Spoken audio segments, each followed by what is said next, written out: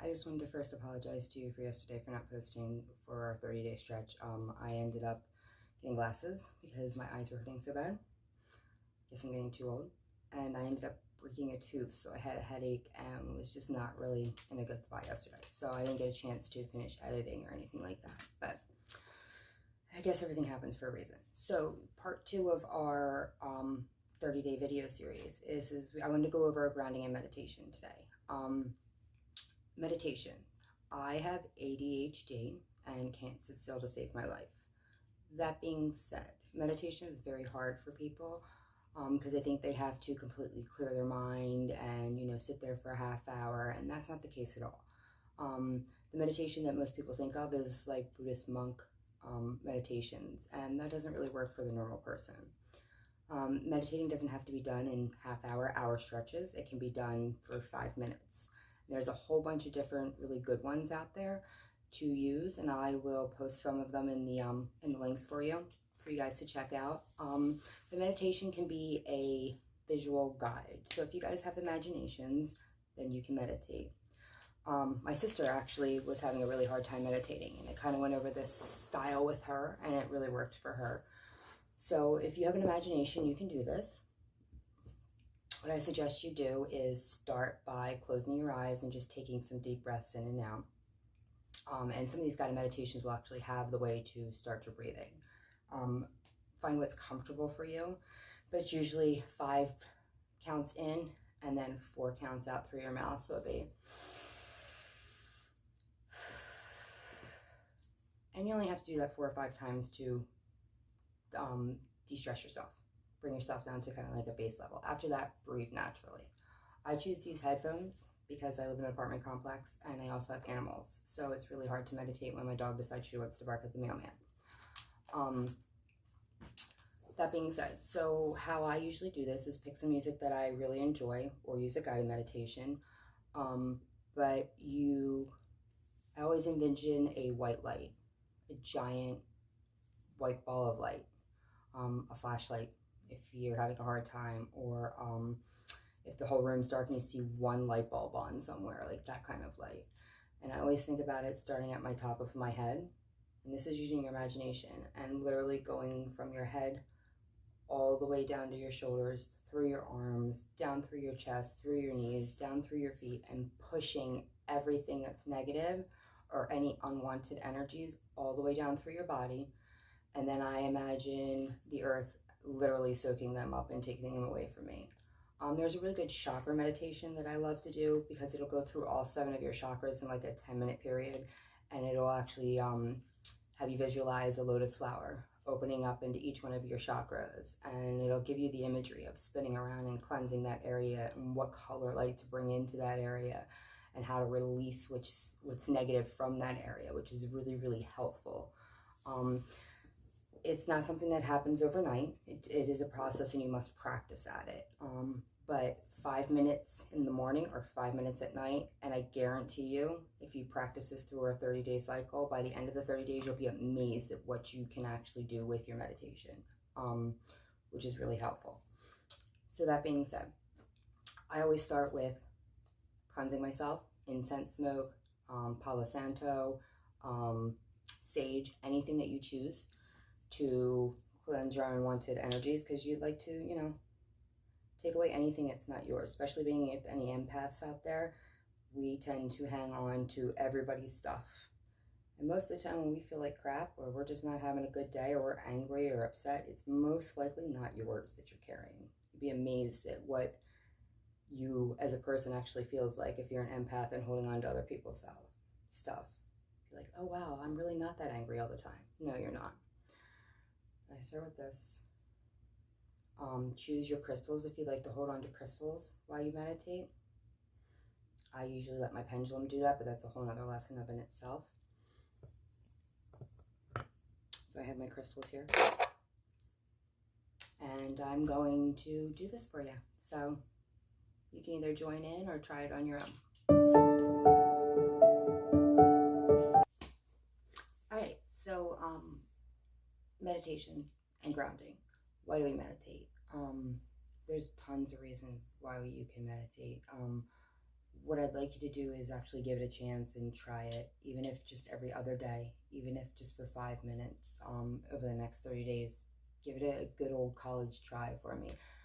If you need help with, guided meditations or what to be listening to, please don't hesitate to DM me, because I will give you a massive list of them. Meditation can help you take all of the secular or society issues and bring you back to yourself so that you can be at peace with yourself. You can get rid of unwanted stresses, especially before you practice, because you don't want to bring any of that into your circle or into a working or a spell, especially for empaths out there. Like I said, clearing away all that stuff, you'll really realize that over the years, a lot of the stuff that you've been feeling is not your own.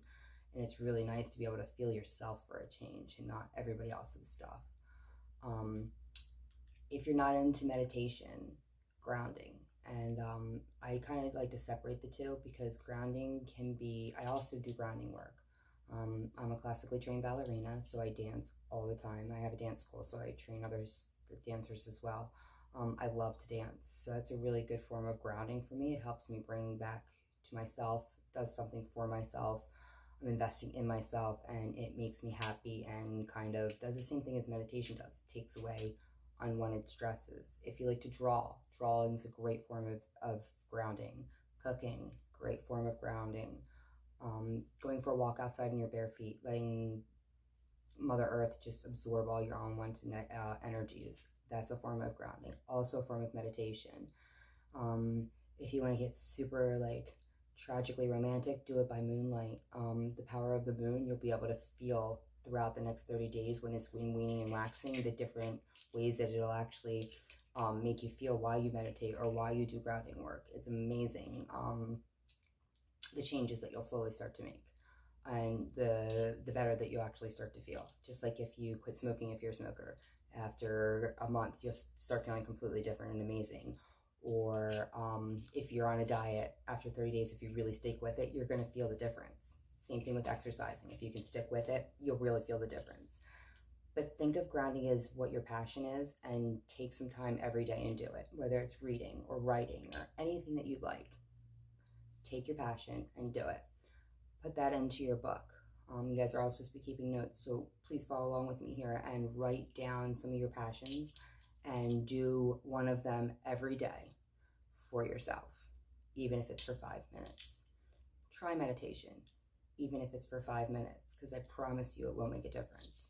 And like I said, also before you even start your spells, potions, and workings, it'll make sure that you're coming to the table with a baseline energy, so that when you're doing your magic or your spell work, you're bringing in just what you want to that workings and nothing else, because it's very easy to bring other energies in and completely mess something up.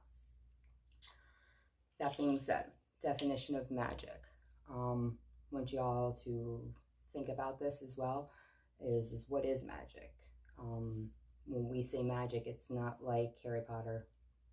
Can't make things float, at least not yet. I am working on levitation. I'm just kidding. But is that everything in the world has energy. Everything. We're all created from it. The air, the grass, objects, they're all energy.